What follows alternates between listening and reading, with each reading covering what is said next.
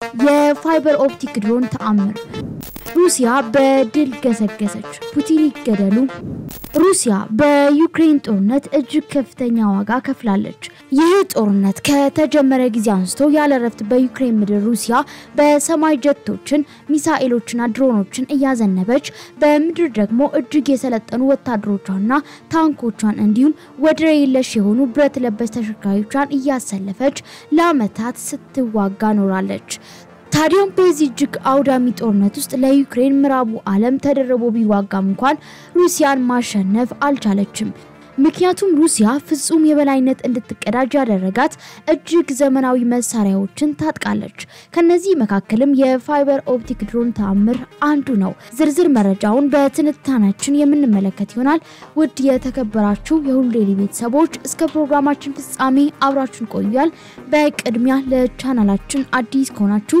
እንደዚህ አይነት አዳዲስ ወቅታዊ ትኩስ መረጃዎችን እንዲደርሶት ቻናላችንን ሰብስክራይብ ቪዲዮውን ላይክ ማድረግ ቤተሰቡን ይወዳጁያል ወደ መረጃው እናሸጋግራችሁ ሮዲንስኪ ወደ ተሰኘችው የዩክሬን አነስተኛ ከተማ ስንደርስ የከባድ ጦር መሳሪያዎች ተተኳሽ ሽታ ነበር የተቀበለን ወደ ከተማዋ እያሽከረከርን ስንዘልቅ ያ ሽታ ከየት እንደሚመጣ ማወቅሻል 250 ኪሎ ግራም የሚመዝነው ቦምብ የከተማዋ ዋነኛ ያስተዳደር ህንጻን አውድሞ 3 አነስተኛ የመኖሪያ ፎቆችን አፍርሷል ከስፍራው የደረስነው ከዚህ ጥቃት አንድ ቀን በኋላ ቢሆንም ከፍርስራሾች ውስጥ ጭሶች ሲወጣ ይታያል በከተማ መውጫ ደግሞ የመድፍና የጥይት ድምጾች ይሰማሉ ይህ ድምጽ የዩክሬን ወታደሮች ድሮኖችን መተው ሲጥሉ የሚፈጠር ነው ሮዲኒሲክ ከፍተኛ ፍልሚያ ከሚካሄድባት ፖክሮቭ ከተማ በ15 ኪሎ ሜትር ርቀት ላይ ትገኛለች ሩሲያ ሮዲኒሲክ ከተማ ለመቆጣጠር ለወራት ሙከራ ስታደርግ ቆይታለች ሆኖም የዩክሬን ጦር እስካሁን የሩሲያ ወታደሮች ወደ ከተማዋ እንዳይዘልቁ መከላከል ችሏል እናም ሩሲያ የጦር ስልት ቀይራለች ከተማዋን ከመክበብ ወደ ከተማዋ የሚገቡ መጋቢ መንገዶችን ወደ መቁረጥ ተሸጋግራለች ባለፉት 2 ሳምንታት በሩሲያና በዩክሬን መካከል ሰላም ለማምጣት እየተደረገ ያለው ጥረት ፍሬ አላፈራም በዚህ ሩሲያ ካለፈው ጥር ወር ወዲህ እጅግ ወሳኝ የተባሉ ድሎችን እያገኘች ነው በሮዲኒሲክ ይህን የሚያረጋግጥ እውነት አይተናል ወደ ከተማዋ በገባን በደቂቃዎች ውስጥ በላያችን ላይ የሚያቋርጡ የሩሲያ ድሮኖችን ድምጽ ሰማን ዘጋቢ ቡድናችን በቅርብ ወደሚገኘው መሸሸጊያ ተራራጠ በቅርብ ያገኘነው መሸሸጊያም ዛፍ ነበር እንቅስቃሴያችንን ከድሮኑ በተቃራኒ በማድረጋችን ኢላማ ውስጥ አልገባንም ብዙም ሳይቆይ ሁለተኛው ድሮን ጥቃት ፈጽሞ ከፍተኛ የፍንዳታ ድምጽ ተሰማ ከኛ በላይ ያለው ድሮን ግን ቅኝቱን ቀጥሏል ለተጨማሪ ጥቂት ደቂቃዎች በጦርነቱ አውዳሚ ከሆኑ መሳሪያ የሚመጣውን ያንን እጅግ የሚረብሽ ድምጽ ደጋግመን ሰማን ያ ድምጽ ሲጠፋ ጠንካራ ከለላ ወደምናገኝበት ስፍራ መሮጥ ጀመር በግምት ከ30 ሜትር ርቀት በኋላ አገልግሎት የማይሰጥ አነስተኛ የመኖሪያ ህንጻ አግኝተን ገባን እዚህ ህንጻ ውስጥ ተሸሽገን የድሮን ድምጽ በተደጋጋሚ መስማት ጀመር ምናልባት እንቅስቃሴያችንን ተገንዝቦ የተመለሰ ሊሆን ይችላል ብለንም አሰብን ሮዲኒሲክ በሩሲያ ድሮኖች ተወራለች የዚህ ማረጋገጫ ደግሞ በከተማዋ ላይ የሚደርሱ ጥቃቶች መነሻ ከሚታወቀው የሩሲያ የጥቃት መሰንዘሪያ ቦታዎችም እጅግ የቀረቡ ናቸው እነዚህ ጥቃቶች ሩሲያ በቅርብ ከተቆጣጠረቻቸው የዩክሬን ግዛቶች የሚነሱ ሊሆኑ ይችላሉ በተሸሸግንበት ህንጻ ለ30 ደቂቃ ያህል ከቆየን በኋላ የድሮኑ ድምጽ ሲጠፋ በፍጥነት ወደ መኪናችን አመራን መኪናችን በዛፍ ስር ቆሞ ነበር በከፍተኛ ፍጥነት እያሽከረከን ከከተማዋ ለቀን መውጣት ጀመር በመንገዳችን ላይም ጭስና እሳት እየተመለከትን ነበር ምናልባትም ተመተው የወደቁ ድሮኖች ሊሆኑ ይችላሉ ከጦርነቱ አውድማ የራቅን ጉዟችንን ወደ ባይሊስክ ከተማ አደረግን በመንገዳችን ባንድ ጀንበር በሚሳኤል ጥቃት የወደሙ በርካታ ቤቶች ይታያሉ ከነዚህ ቤቶች መካከልም የ61 ዓመቷ ሴቬትላን ቤት ይገኝበታል ሁኔታዎች ከድጡ ወደ ማጡ የሆኑ ነው በፊት የፍንዳታን ድምጽ የምንሰማው በርቀት ነበር አሁን ግን የኛ ከተማም የጥቃት ኢላማ እየሆነች ነው በሩቅ ስንሰማው የነበረው ድምጽ በራችን ላይ ደርሷል ይላሉ እኚህ የ61 ዓመቷ አዛውንት ጥቃት ከደረሰበት ቤታቸው ቁሶችን ሲያነሱ ነበር ያገኘናቸው ጥቃቱ ሲፈጸም ቤት ውስጥ አልነበሩም እስከ ወደ መሃል ከተማ ጎራ ብላችሁ ተመልከቱ ከዚህ የባሰው ውድመት ታያላችሁ ዳቦ ቤቶችና የእንስሳት ቤቶችም ሳይቀሩ ወድመዋል ሲሉም አክለዋል የድሮኖች እይታና ጥቃት ወደማይደርስበት ቦታ ሆነን የ5ኛ ብርጌድ መድፈኛ ወታደሮችን አገኘን ከወታደሮቹ መካከል ሴሪ ስላሉበት ሁኔታ አስረዳን የሩሲያ ጥቃት እየጨመረ እንደመጣም ይሰማቸዋል ወደ ከተማ የሚገቡ መጋቢ መንገዶችን ለመቁረጥ ሮኬት ድሮንን ጨምሮ ያላቸውን ሁሉ እየተጠቀሙ ነው ሲሉም ተናግረዋል። የብርጌዱ አባላት ወደ ስምሪታቸው ቦታ ለመድረስ የተፈጥሮ ከለላ ለማግኘት 3 ቀን መጠበቅ ነበረባቸው። ከድሮን እይታ ውጪ ለመሆን ደመና ወይንም ከባድ ንፋስ እስከሚመጣ ነበር የሚጠብቁት። ከዚህን ቀደም ምንም አይነት ጦርነት ውስጥ ተሳትፎ የማያውቁት ወታደሮቹ በከፍተኛ ፍጥነት ከሚቀየረው የጦርነት ቴክኖሎጂ ጋር መላመድ ግድ ሆኖባቸዋል። እኛ በተገኘንበት ወቅት አዲሱ ቴክኖሎጂ የፋይበር ኦፕቲክ ድሮን ነበር። የፋይበር ኦፕቲክ ድሮን ጭራ ላይ በ10 ኪሎ ሜትሮች የሚቆጠሩ ገመድ ይጠመጠምባቸዋል። ሌላኛው ጫፍ ደግሞ ድሮንን ከሚቆጣጠረው መሳሪያ ጋር ይገናኛሉ።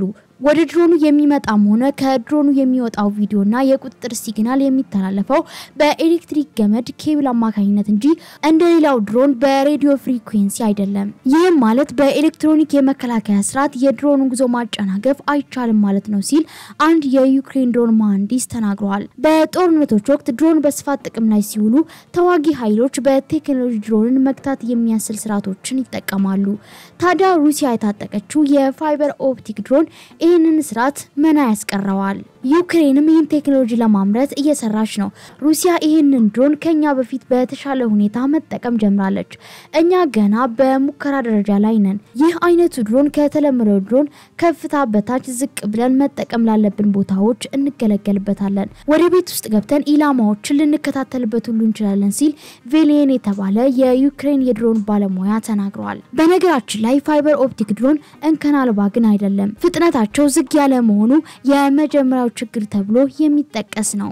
ገመዳቸው ዛፍ ወይንም ደግሞ ሌላ አካል ላይ ሊጠመጠም ይችላል። የሆነ ሆኖ ሩሲያ እነዚህን ድሮኖች በስፋት ጥቅም ላይ ማዋላን ተከትሎ ወታደሮች ከቦታ ቦታ ሲዘዋወሩ ከጦር ሜዳ የበለጠ እልቂት እየገጠማቸው ነው።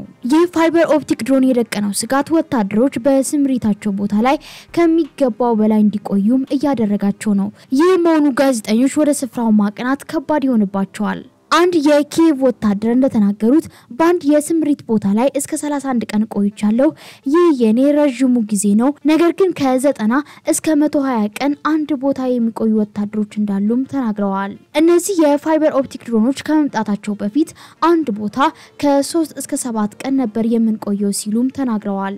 አክለውም ያነጋገርናቸው ወታደሮቹ ሩሲያ የጦርነት ስልት ለውጥ እያደረገች ነው ሲሉም ገልጸዋል። ቀደም ብለው የሚያጠቁት በድንበር ነበር። አሁን አንድ ወይንም 2 ሰው ነው የሚላከው። አንዳንዴ ሞተር ሳይክል ይጠቀማሉ፣ አልፎ አልፎ ደግሞ ብረት ለበስ ተሽከርካሪዎችን ሊጠቀሙ ይችላሉ ሲሉም አስረድተዋል። ይህ ማለት በአንዳንድ ቦታዎች በጦር አውድማ የሚደረጉ የፊት ለፊት ውጊያዎች እጅግ እየቀነሱ መጥተዋል ማለት ነው። ይህ ሁኔታ ሁለቱም ኃይሎች ወደፊት ለመገስገስ አስቸጋሪ እንዲሆንባቸውም አድርጓል። ይህ ጦርነት ወደ 4ኛው ክረምት እየተሸጋገረ ነው። የዩክሬን የሰው ኃይል ከሩሲያ ጋር ሲነጻጸር ዝቅ ያለ መሆኑ ነገሮችን አስቸጋሪ አድርጎታል። እኛ ያገኘናቸው አብዛኞቹ ወታደሮች የዩክሬን ጦር ኃይልን የተቀላቀሉ ከጦርነቱ በኋላ ነው። ስልጠና የወሰዱ ለአጭር ጊዜ ቢሆንም በጦርነቱ ብዙ እየተመሩ ነው። ማስኪም ጦሩን ከመቀላቀሉ አስቀድሞ ባንድ የመጠጥ አምራች ኩባንያ ውስጥ ይሰራ ነበር። አሁን ቤተሰቦቹ በምን አይነት ሁኔታ ውስጥ እንዳሉ ጠየቁት። በጣም አስቸጋሪ ነው፣ የምር በጣም ከባድ ነው። ቤተሰቦቼ እኔን ይደግፋሉ። የ2 ዓመት ልጅ አለኝ። እሱን በደንብ የማይበት ጊዜ አልነበረኝም። በቪዲዮ አናግረዋለሁ። ነገር ግን የልጄ ናፍቆት ተጨምሮ በጣም አስቸጋሪ ሁኔታዎችን እያሳለፍኩ ነው ሲልም ይናገራል። ስለዚህ አሁን ባለንበት ሁኔታ ሁሉም ነገር መልካም እንደሆነ ሁሉ እየኖርኩ ነው ብሎ እንባተናንቆት ሲመልስልኝ ነበር። በዩክሬን ሰላም ሊመጣ የሚችለው ፑቲን ሲወገድ ብቻ ነው ሲሉ ዜሌንስኪ ተናገሩ።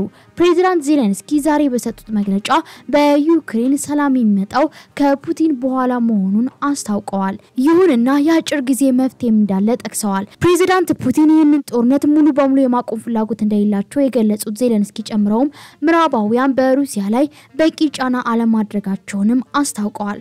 አሜሪካ በርግጥ ጥሩ ጫና እያደረገች ነው፣ ቢሆንም 100% አይደለም ያሉት ዜሌንስኪ ግሎባል ሳውዝ ያላቸው እንደ ቻይና የመሳሰሉ ሀገራት ደግሞ ከዚህ ማፈፈጋቸውን ገልጸዋል።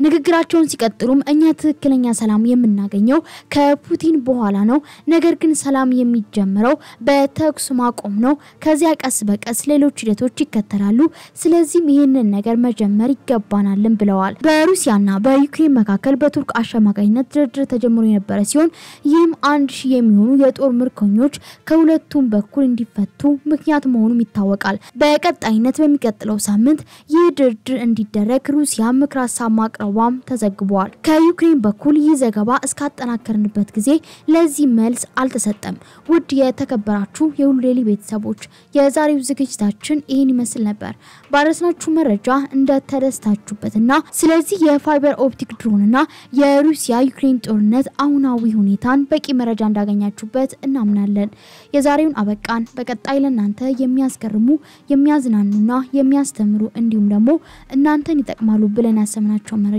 ይዘን እንቀርባለን ቪዲዮ ላይክ ቻናሉን ሰብስክራይብ በማድረግ የደውል ምልክቱ መጫኑን እንዳይረሱ በቀጣይ ቪዲዮ እስከምንገናኝ ሰላም ቆዩን